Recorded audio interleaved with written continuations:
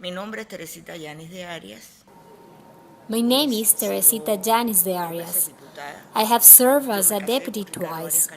I married Ricardo Arias Calderón, who was a leader of the Christian democracy in Panama, but also at the continental level. Since the election held in 1984, the first that could be held since 1968, a very intense political activity began in political parties that called for a return to democracy, a return to the military barracks, and the power to live in a free country because we were already sovereign after the signing of the treaties. We used civil disobedience and the system of marches. Ricardo, in that period between May and December 1989, was arrested several times. He was arrested, sent to prison, beaten. Also, there was an attack on May 10, 1989, where he didn't die because there were people who could protect him.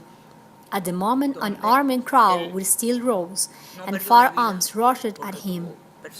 He was injured, and so was the driver, who died there, and Vice President Guillermo Ford, and we dealt with that shock, where my life and that of many Panamanians consisted of getting up every day to face repression.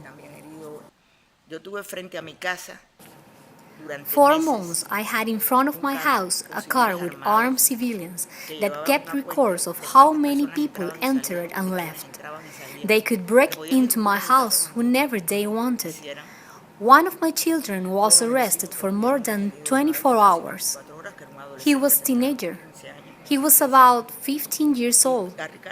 Apart from the attack against Ricardo on May 10 that year, others left the party where bullets, shots were left in the glass and the car where he was. It was hard, it was very hard, because one lived permanently with that fear of what was going to happen. What could happen to my couple, my children, who were teenagers, or my friends, my party peers, all the people who are in this fight? Because you also feel that what is done to your fellow fighters is as it is done to you. I remember that time as very dark, very full of shocks and fear. It's not that people who face a dictator do it because they're not afraid.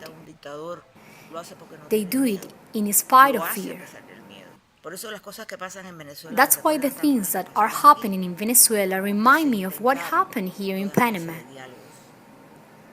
Because they tried all kinds of dialogues.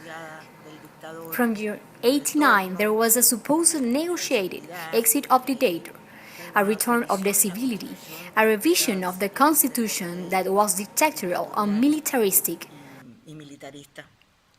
All those efforts failed. When a man has the force of the arms, not only of the Bolivarian National War or of the Venezuelan army, but also of the armed pro-government groups, as we also had here.